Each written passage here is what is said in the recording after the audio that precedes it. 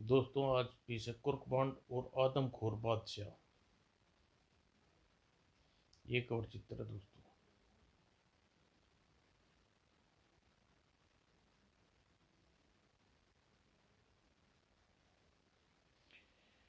एक दिन मोटू कोबांड ने एक काम के सिलसिले से पास के शहर चंद्रगढ़ भेजा। वहां से लौटते मोटू को रात हो गई। मार्ग में मूसलाधार बारिश होने लगी।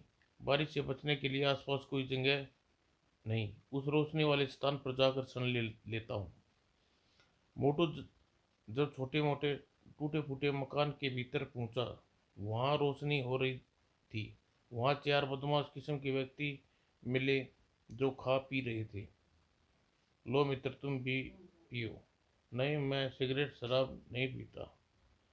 तो लो, मुर्गे की टांग खाओ और मौज लो। अरे नहीं भाई, रहने दो। परंतु जबरदस्ती करने पर मोटू ने जैसे ही वह लेग पीस खाया, वह बेहोश हो गया। बन गया काम। जल्दी से सामान समेटो, बारिश भी हल्की पड़ने लगी है, हम यहाँ से निकल चलेंगे। वे लोग मोटू को अपने बॉस के पास ले गए। कौन हो तुम लोग और मुझसे क्या चाहते हो? मेरा नाम नांदले नागंदे है और मैं तुम्हें पोला टापू भेजूंगा, जहाँ तुम जैसे अष्टपुट का मांस खाकर पोला टापू का सरदार डंग डंग बहुत खुश होगा।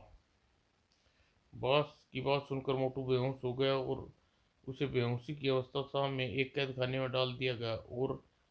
लोग और लोग भी कैद थे।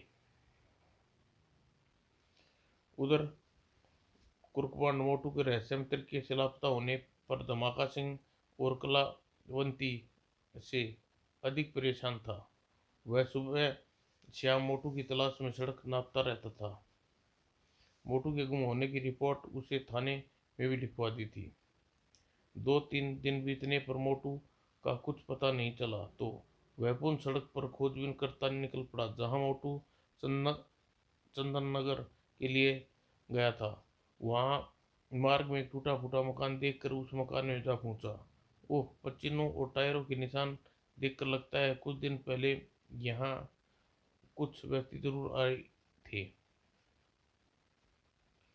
छानबीन करने पर बांड को न केवल मोटू की मोटरसाइकिल मिल गई, बल्कि उस स्थान पर प्रयोग किए जाने वाले लैंप, शराब की टूटी बोतल, टूटे गिलास, प्लेट भी मिली। तो इसका मतलब यह हुआ मोटू को कुछ लोग जबरदस्ती अपहरण किया है। बांड इंस्पेक्टर पटाखा सिंह के संपर्क किया और फिर 2 दिन बाद जब मनमोजी के साथ पटाखा सिंह से मिलने पुलिस स्टेशन पहुंचा तो उसे एक सूचना मिली। बांड बेटे, वह लोग की सूची जो मोटे को रहस्यमय तरीके से हाल में ही गायब हुए हैं। ओह, वह सूची जेब में डालकर पटाखा सिंह से विदा ली और मोटरसाइकिल पर सवार होकर उन लोगों के घर वालों से मिलने चल पड़ा जो मोटू की तरह अपने घर से लापता हुए थे। चिंता मत कर मनोजी, मुझे विश्वास है इन गायब लोगों के घर वालों से मिलने के पश्चात हम लोग कुछ न कुछ अवश्य पता चल जाएगा जिनसे मोटू का अपहरण किया है। मोटू का अपहरण। बांड एक एक कर लापता लोगों के घरों वालों से मिला, लेकिन उसे अपहरणकर्ताओं के पहुंचने का कोई मार्ग नहीं मिला। मुझे इसके अलावा कुछ नहीं मालूम कि सुबह सुबह दूध लेने लेने गए थे। ओह, हताश बांड फिर मोटरसाइकिल पर सवार होकर शहर का चक्कर लगाने लगा। ओह, भूख लगी है, चल कर पहले किसी होटल में से पेट पूजा करते हैं। सिर दी ही बांड मोटरसाइकिल एक होटल के कंपाउंड में जाकर खड़ी कर दी। लो, आ गया होटल, चल भाई नीचे उतर। फिर दोनों होटल के भीतर घुसने वाले थे कि मनमोजी होटल के बाहर निकलते दो व्यक्तियों को देख पूरी तरह गुर्राने लगा। गुर्र। वो अरे इस कुत्ते को एक तरफ हटाओ, जल्दी करो भाई, हम काट खाएगा। मनोज जी, यह क्या ऐसा पता है? तुम आदमियों को काटने नहीं, खाना खाने आए हो। परंतु मनोज जी चुप नहीं हुआ तो बांड ने उसे झपट दिया। मैं कहता हूँ चुप हो जाओ और भीतर, वरना मैं तेरी गर्दन दबा दूंगा। मनमोहन जी अभी भौंकना बंद नहीं किया। ओह, पता नहीं आज इसे क्या हो गया। आप लोग जल्दी से निकल जाइए। ठीक है, परंतु तुम इसे पकड़े रहना। वे लोग जल्दी एक तरफ अपनी कार की तरफ बढ़े, किंतु मनमोहन जी अपने आप को बॉन्ड की गिरफ्त से छुटाकर उन लोगों के पीछे दौड़ा। मैं कहता हूँ मनमोहन जी रुक जा। अरे बाप रे, फिर आ गया। उन दोनों में से एक व्यक्ति लंबी छलांग लगाकर अपनी कार के भीतर जा पहुंचा। राका जल्दी आ जाओ। दूसरा व्यक्ति किसी तरह मनमोहन जी से पिंड छुटाकर कार के भीतर पहुंचने में सफल हो गया, और अगले ही पल कार स्टार्ट होकर बाहर की ओर दौड़ पड़ी, किंतु मनमोहन जी अभी भी भोगता हुआ कार के पीछे था। बस बस चेले, अब रुक जा, बहुत हो चुका तमाशा। मनोज जी इस बार बंड काका नहीं माना। अरे वह तो कार के पीछे भागा जा रहा है, आखिर आज क्या हो गया है उसे। तो ये बॉन्ड के दिमाग में एक बात तेजी से क्रोंदी। राका यानी आर, यह तो अक्सर उस शैतान के रुमाल पर कड़ा हुआ था जो टूटे फूटे मकान के बाहर मिला था, जहाँ का जहाँ मोटू का अपहरण हुआ था। मनोज जी अब दोनों में से ऊपर भूखा। उसके साथी ने उसे रख कहा संबोधित किया था। कहीं वह व्यक्ति, ओ माय गॉड, जरूर वह रुमाल का मालिक है। मनमोजी ने उसे पहचान लिया है। बॉन्ड ने तुरंत अपनी मोटरसाइकिल के किक की ओर लपका। यदि वह व्यक्ति हाथ से निकल गया तो सब गड़बड़ हो जाएगी। अगले ही पल बॉन्ड मोटरसाइकिल से कार के पीछे था। मनमोजी पीछा मत छोड़ना। राका, वह कमबख्त हमारा पीछा छोड़ने का नाम नहीं ले रहा। उस वह हमारे पीछे पड़ा हुआ है तुम्हारे कारण। यही बात तो मेरी समझ में नहीं आ रही, अचानक मेरे पीछे क्यों पड़ गया। आज से पहले मेरा कभी उससे आमना सामना नहीं हुआ। तो मान न मान, तेरा मेहमान मेहमान की तरह बन बैठा। मान न मान, मैं तेरा मेहमान की तरह बन बैठा। वह तो ठीक है, लेकिन यह सोचो उस कुत्ते से पीछा कैसे छुटाया जाए। कहते ही वह चौंका। अरे अरे, कुत्ते के साथ उसका मालिक भी हमारा पीछा कर रहा है। टोनी, कहीं उसे हम पर शक तो नहीं हो गया। शक तो होता तो व्यक्ति होटल में हमारे से उलझ गया होता। मुझे तो कोई विचित्र संयोग लगता है। तुम यह बताओ कि क्या मैं अड्डे की ओर चलूं। नहीं, ऐसी मूर्खता हरगिज मत कर बैठना। यदि हम इन्हें पीछा लगाए वहां पहुंच गए तो बात हमें जिंदा नहीं दफन कर देगा। फिर तुम ऐसा करो, गाड़ी शहर से बाहर ले चलो। वहीं कहीं मौका देखकर इन दोनों से पीछा छुड़ा लेंगे, फिर इनसे निमट भी लेंगे। ठीक है। फिर टोनी ने गाड़ी शहर के बाहर वाले रास्ते पर घुमा दी। वो लगता है लोग शहर से बाहर जा रहे हैं। जरूर उन्होंने हमें निमटने की योजना बना ली है। मुझे मनमोजी को हथियार कर देना चाहिए। और बॉन्ड मोटरसाइकिल हैंडल पर लगे एक बटन को दबाया और स्पीड बढ़ा दी। सीधी मनमोहन जी के करीब आया। सावधान मनमोहन जी, वे लोग शायद हमसे निपटने की योजना बना रहे हैं। मनमोहन जी भोग कर बॉन्ड का उत्तर दे दिया। भवो, गुड, मैं भी सावधान हूँ। बस ध्यान रहे कि ये दोनों किसी हालत में हाथ से नहीं निकलने चाहिए। और सिर दिए आगे कार बाहर निकलकर एक सुनसान मार्ग पर पहुंच गई। कमबख्त अभी भी पीछे लगे हैं। बस तुम कार की रफ्तार धीमी कर दो, बाकी काम मैं निपटा देता हूँ। कहने के साथ ही राघव ने अपनी जेब से रिवॉल्वर निकाल ली। यह क्या, तुम उन्हें खत्म कर दोगे? हाँ, इसके अलावा कोई दूसरा उपाय नहीं है। फिर इस सुनसान सड़क पर हमारा को देखने वाला भी नहीं है। उधर कार की रफ्तार धीमी हो रही है, इसका मतलब अब वह कोई कांड करने वाला है। और फिर बॉन्ड मनोज जी को सावधान करने ही जा रहा था कि तभी धाएं धाएं, किंतु बॉन्ड मनोज जी दोनों का भाग्य अच्छा था कि वे बच गए। फिर इससे पहले दोबारा फायरिंग होती, बॉन्ड ने फुर्ती से अपनी जेब से रिवॉल्वर निकाल कर कार पर फायर झोंक दिया। ओह, छोकरी के पास रिवॉल्वर है, स्पीड बढ़ाओ, जल्दी करो। तुरंत ही कार की स्पीड बढ़ी। वे भागने लगी। मनोज जी, तुम भी अब मेरी गाड़ी पर आ जाओ, बेकार में थकने की जरूरत नहीं। तुरंत ही मनोज जी ने छलांग लगाई और पिछली सीट पर पहुंच गया। अगले ही पल बांड ने मोटरसाइकिल की स्पीड बढ़ा दी। कुछ ही देर में दोनों गाड़ी पीछे दौड़ती जा रही थी। फिर से फायरिंग। बांड सतर्क था। वह मोटरसाइकिल को लहरा देकर स्वयं को मनमोजी को बचा ली। धाय धाय। बस बेटा, बहुत होली आंख में चोली, अब नाटक पर पर्दा गिरा देता हूँ। और प्रबांड ने पिछले टायर का निशाना लेकर फायर किया और दूसरे टायर का निशाना ट्रिगर दबा दिया। गजब का निशाना था। कार के दोनों पिछले टायर एक साथ ब्लास्ट हो गए, फटाफट। Oh my God! अरे, गाड़ी संभाल वरना पलट जाएगी। राका के साथी ने तुरंत ब्रंक लगाए, भाग निकल। परंतु जैसे ही दोनों कार से बाहर निकले, खबरदार भागने की कोशिश की तो दोनों की खोपड़ियों में रोशनदान बना दूंगा। ओह, आखिर फंस गई। तुम क्या चाहते हो मुझसे? तुम्हारा नाम और पता? अपने साथी मोटू का पता। तुम्हारा साथी? हाँ, वही जिसकी अगवा तुम चंदन नगर रोड पर बने टूटे फूटे मकान में किया था। क्या? लेकिन लेकिन तुम्हें कैसे मालूम हुआ कि अगवा होने हमने किया है? आज से पहले तुम्हें देखा भी नहीं।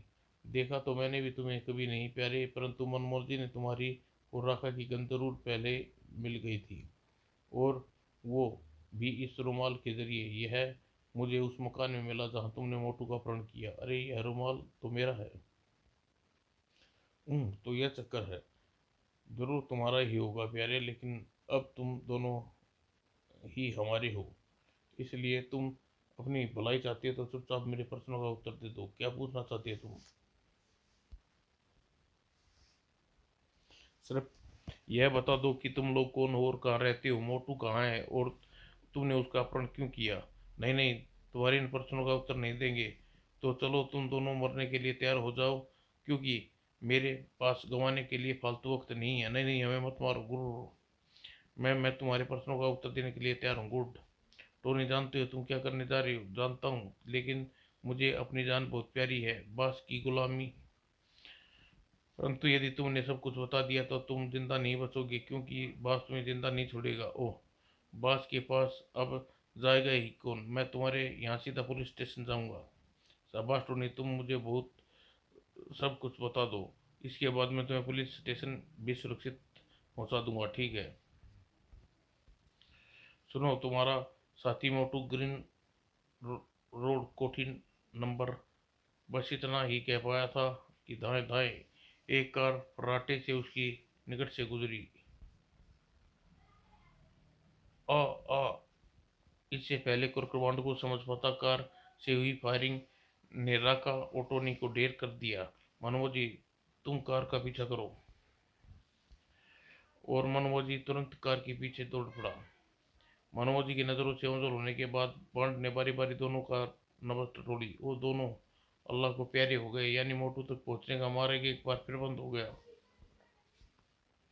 सीधी मनमोजी वापस आया। तू आ गया मनमोजी?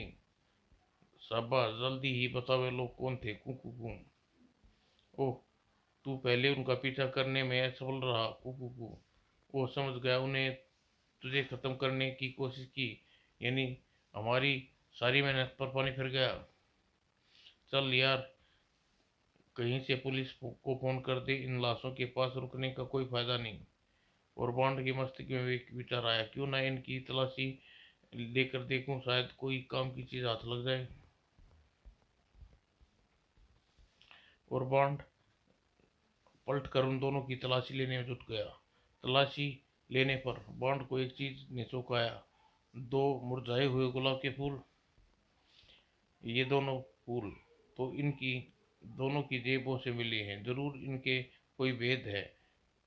इनकी किस्म के लोग बेकार में जेब में रख कर नहीं घूम सकते। यह सोचकर बाण ने फूलों को मनमोजी के आगे कर दिया। ले मनमोजी ने सूंघ कर बता कि क्या रहस्य है इनमें। मनमोजी ने एक बार उसे सूंघा, फिर चॉकलेट समझकर चबा लिया। अबे क्या कर रहा है तू? चल बाहर निकाल मुंह से। मनमोजी ने फूलों को पेट के भीतर पहुंचा चुका था। अबे सत्यानाश हो तेरा, एक सूत्र हाथ लगा था उसे भी खा गया। अब तुझे जल्दी ही जोरों की भूख लगी थी तो पहले बता देता, पहले तुझे होटल में खाना खिला देता। कु कु कु कु कु कु कु मत कर, चल यहाँ से। और सिद्धि बाण मनमोजी के साथ लेकर एक पब्लिक टेलीफोन पर पहुंचा, जहां उन्होंने पटाखा सिंह को फोन पर सारी बात बता दी। ठीक है अंकल, आप जल्दी उन लोगों की लाशों के पास पहुंचिए, मैं ग्रीन रोड की खाक छानने जा रहा हूँ। ठीक है। संपर्क भंग होकर मनमोजी के साथ मोटरसाइकिल पर सवार और ग्रीन रोड पर चल दिया। चल चले, हम ग्रीन रोड पर जा रहे हैं, लेकिन वहां की पूछताछ करने के लिए टोनी को बॉस का आता पता हमें मालूम नहीं है। कुकू, क्या कहा, तुझे मालूम है? ठीक है बेटा, भी कर ले तू भी अपने गुरु से मजाक, मेरे बुरे दिन जो चल रहे हैं। और सिर मनमोजी के साथ एक ग्रीन रोड पर तमाम कोठियों के भीतर झांकता फिर रहा था। रात होने को आ गई, कुरवांट के हाथ सफलता नहीं लगी। वह वापस जाने की सोच रहा था, तभी मनमोजी ने एक कोठी के भीतर प्रवेश करते एक बात पर देखते भोंकते देख चूक गया। अरे, यह फिर भूत सवार हो गया मनमोजी के सिर पर। मनमोजी चुप हो जा, चल यहाँ से। बांट के लाख मना करने पर मनमोजी उस व्यक्ति पर भोगना बंद नहीं किया। अबे वे मार खिलाएगा क्या, चल यहाँ से भौंक। ए मिस्टर, यदि कुत्ते पालने का शौक है तो मुंह पर पट्टा भी बांध कर रखा करो, ताकि वह शरीफ आदमियों पर भोंकने की हिम्मत ना कर सके। इस समय मैं जल्दी में हूँ, वरना इसी वक्त शूट कर देता सारी सर।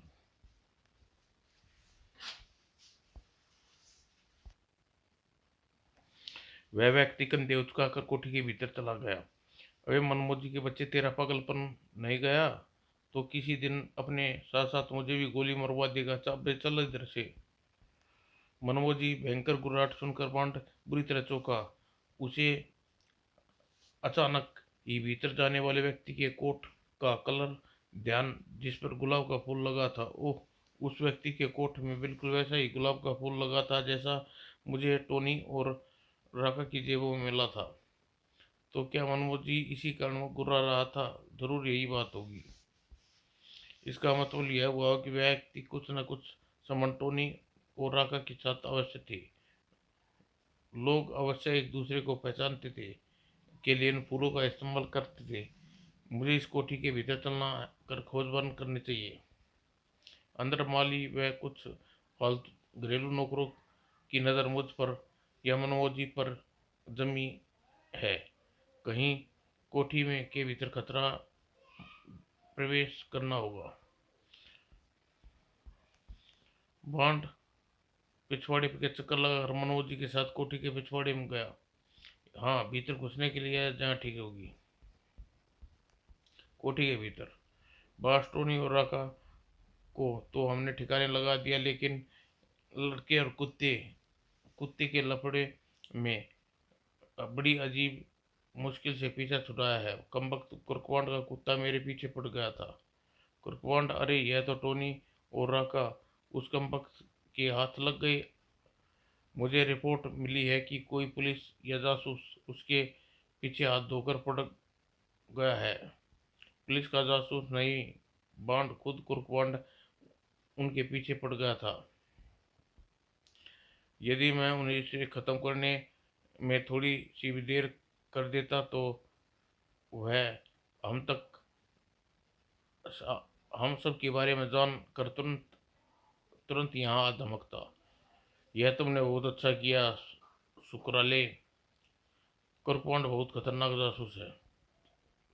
किंतु यह समझ में नहीं आ रहा वह टोनी और राका के पीछे क्यों पड़ गया।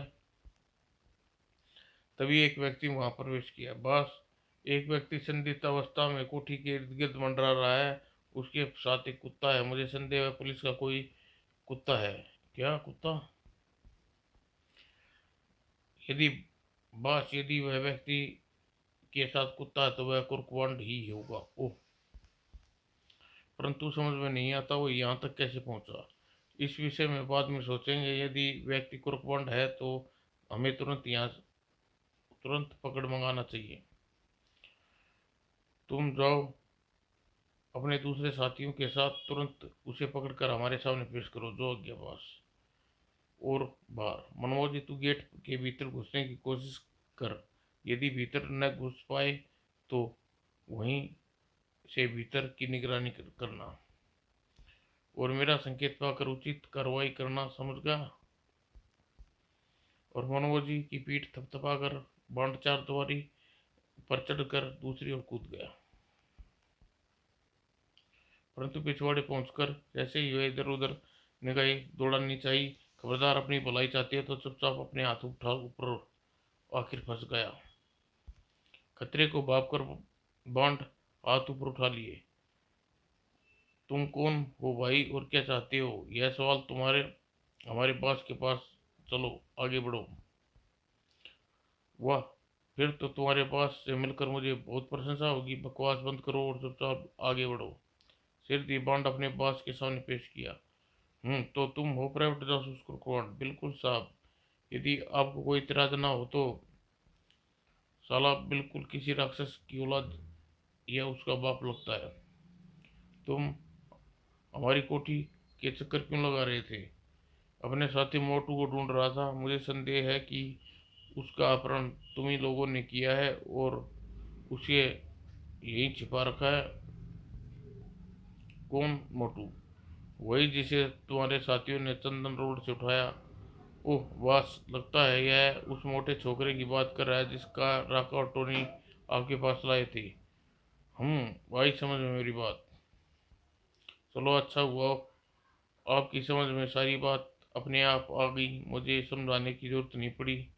वैसे बाई देवे, क्या मैं यह पूछने की गुस्ताखी कर सकता हूँ आप कौन हैं और मेरे चेले मोटू को आप कहाँ लोगों ने कहाँ छुपाया है?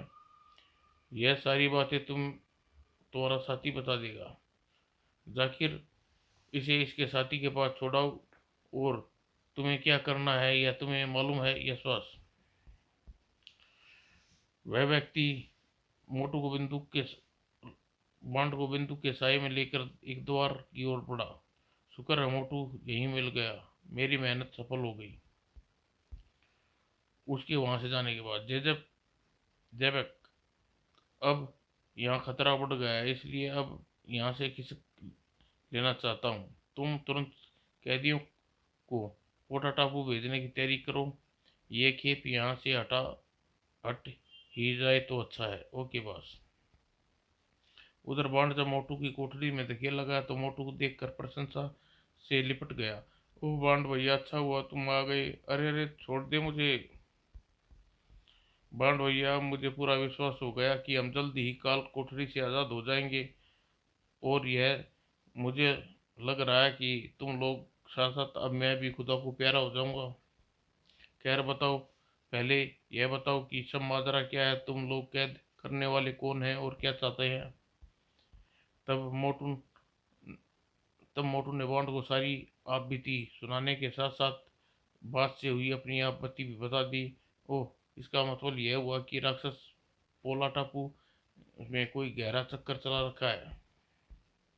तभी कोठरी में धुआं भरने लगा और सब बुरी तरह खांसने लगे। खो खो खो खो, लगता है यह धुआं जहरीला है।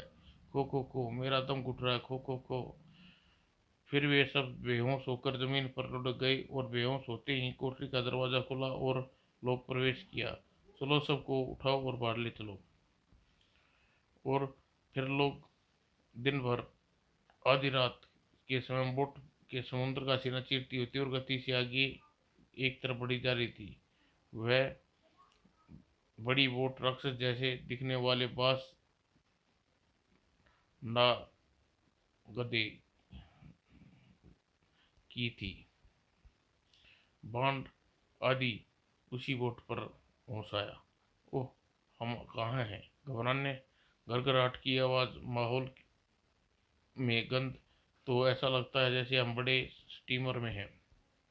वो, इसका मतलब यह हुआ कि राक्षस हमें समुद्र के रास्ते से कहीं ले जा रहा है। हाँ, या हाँ, और जहाँ तक मेरा ख्याल है वह पोला टापू पर जा रहा है। अरे बाप रे, यानी आदमखोर बादशाह का हार बनाने, बिल्कुल। तभी बॉस कुछ साथियों के साथ वहां प्रविष्ट हुआ। हाँ हाँ हाँ दोस्तों, तुम लोग ठीक ठाक तो हो ना? हाँ प्यारे डडियल, हम लोग ठीक ठाक हैं। भूख के मारे मेरे और मेरे साथी के पेट में चूहे कीर्तन कर रहे हैं। बोट को टापू के किनारे तक पहुंचने दो, तुम्हें भोजन करा दिया जाएगा। और यह बोट टापू के किनारे कब पहुंचेगी? यदि कोई अप्रिय घटना न घटी तो सुबह तक हम पोला टापू पहुंच जाएंगे। और इसी मध्य में कोई बातचीत नहीं हुई। सुबह उनकी बोट पोला टापू के किनारे गई। चलो एक एक करके सब नीचे उतरो। किनारे पहुंचकर बास ने साथियों के साथ कैदियों को खोलकर बंदूक के साए में पहले सबको भोजन कराया। उसके बाद उनके हाथ बांधकर वे लोग उन्हें बंदूकी के साए में लेकर एक तरफ चल पड़े। लगभग सुबह के 11 बजे लोग एक छोटी सी चमकदार घाटी में पहुंचे। बहुत से लोग खुदाई व अन्य कार्य कर रहे थे। ये यहाँ इतनी चमक क्यों है?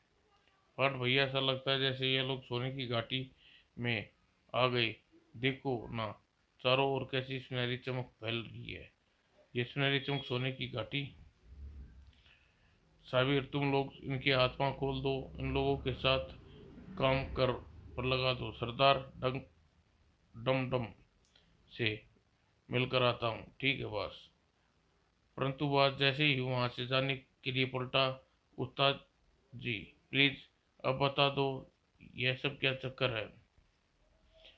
हाँ हाँ, जासूस होकर तुम यहाँ का माहौल देखकर भी कुछ नहीं समझे। खैर सुनो, मैं तुम्हें सारी बात बताता हूँ। यहाँ तुम जो चमक देख रहे हो सोने की है। यहाँ के रेत, कंकड़ और पत्थरों में सोना मिला है। मैं इन लोगों से जिन्हें जिन्हें तुम विभिन्न कार्य करते हुए देख रहे हो, यहाँ खुदाई करवा कर रेत से कंकड़ पत्थर उठवाता हूँ और पास के कारखाने में भिजवा देता हूँ। वहाँ मेरे आदमी इसकी सफाई करके इनमें सोना निकालते हैं। उसके बाद इसे मार्केट में बेचता देता हूँ। परंतु तुम्हें इस टापू और प्रमोद सोने की खान का पता कैसे चला? पहले मेरा मछलियों का कारोबार था। एक दिन मेरा स्टीमर तूफान में फंसकर इस टापू पर आ गया। मेरे साथ मेरे आदमी थे। खाने पीने की तलाश में भटकते हुए हम छोटे छोटी सी घाटी में पहुंचे। अरे यहाँ रेत कंकड़ में सोना मिला हुआ है। सोना? सोने की बात सुनकर मैं खुशी से उछल पड़ा। तभी वहाँ आदिवासी आदमखोर लोग चारों ओर से घेर लिया। परंतु इससे पहले कि कुछ करते, मैं तुरंत एक फैसला अपने मन में किया। जहाँ सरदार डगबंग से मित्रता कर ली और मित्रता के फलस्वरूप मैंने अपने साथियों को उन्हें खाने को दे दिया और उन्होंने मुझे यह घाटी खुश होकर इनाम में दे दी। हा हा। और इसके बाद मैं वापस अपने देश लौट गया। कुछ आदमी एकत्रित कर एक दल बना लिया। तुम लोगों का काम अच्छे व तंदुरुस्त लोगों का अपहरण करके मेरे पास पहुंचाना। इस तरह मेरे साथी लोगों ने का अपहरण कर टापू पर पहुंचाने लगे और मैं यहाँ कारखाना लगा कैदियों की मदद से सोना एकत्रित करने लगा। और जब यह देखता हूँ कि मेरे कैद खाने में कोई मतबल यानी मेरे आदमी काम का नहीं रह गया या कोई विद्रोह करने पर यहाँ से निकल भागने के चक्कर में है, तो उसे खाने के लिए सरदार व उनके लोगों के हवाले कर देता हूँ। अब समझ गए ना सारी बात? चलो अब अन्य लोगों की तरह अपने काम पर जुट जाओ। उन लोगों को वहीं छोड़कर बास वहां से सरदार से मिलने चला गया। बांड भैया, अब क्या होगा? यदि जल्दी ही हम यहाँ से भागने में सफल न हुए तो वह दिन राक्षस का बच्चा हमें नकारा उन आदमी के हवाले कर देगा।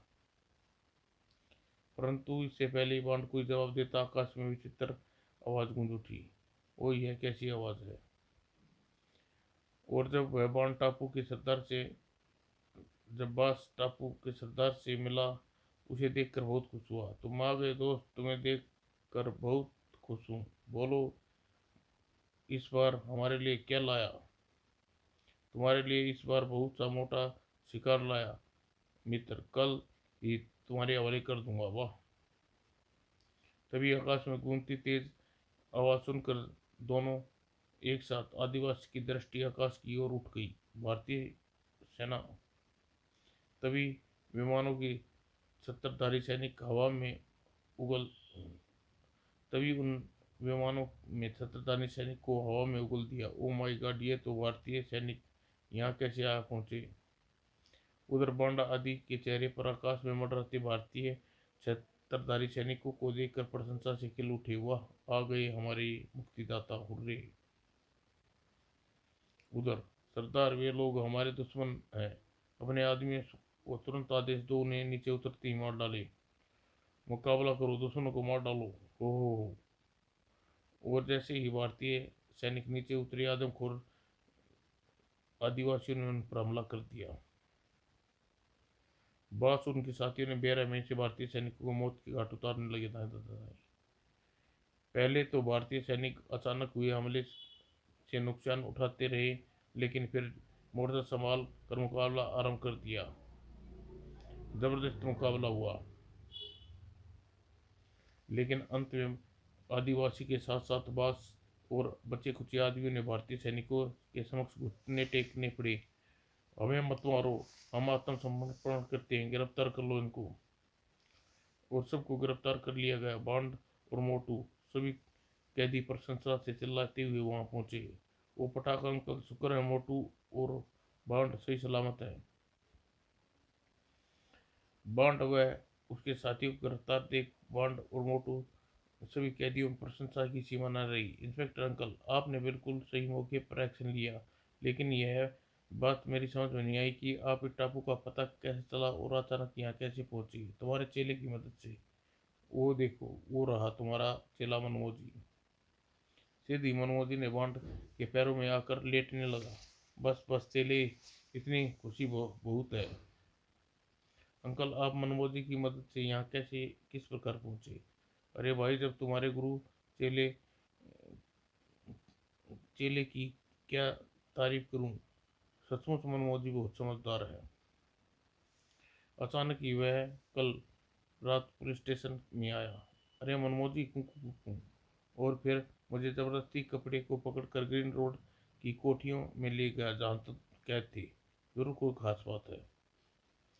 मैं कुछ सोचकर तुरंत ही कोठी के भीतर प्रवेश करना उचित नहीं समझा और एक स्थान पर छिपकर कोठी पर निगरानी करने लगा।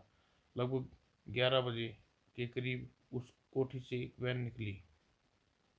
मैंने वैन का पीछा किया।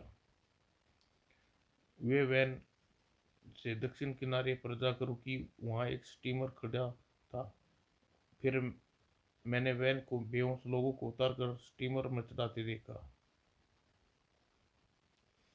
सारा माजरा समझते मुझे देर न लगी। मैंने तुरंत ही ट्रांसमीटर से पुलिस हेडक्वार्टर से संपर्क स्थापित किया। मुझे तुरंत एक हेलीकॉप्टर चाहिए सर।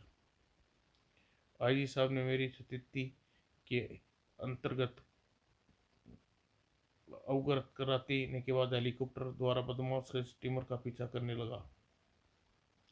फिर मैंने स्टीमर को उस टापू के किनारे रुकते देखा और लोगों को उतरते देखा। मैंने तुरंत ही पुलिस हेडक्वार्टर से संपर्क कर सैनिक मदद मांगी। ओला टापू पर अटैक करना है, शीघ्र ही मदद भेजिए। और इस प्रकार हमने यहाँ पहुंचकर सब लोगों को काबू पा लिया। वाह चेले मनमोजी, तुम तो एक बार फिर मेरा नाम रोशन कर दिया। इस बार अखबारों में मेरी जगह तुम्हारी फोटो छपेगी। और भारत सरकार को उस टापू पर कब्जा कर सारे अपराधियों को कठोर सजा हुई। वास्तव में इस केस का सेहरा मनमोजी के सिर पर बंधा। समाप्त दोस्तों।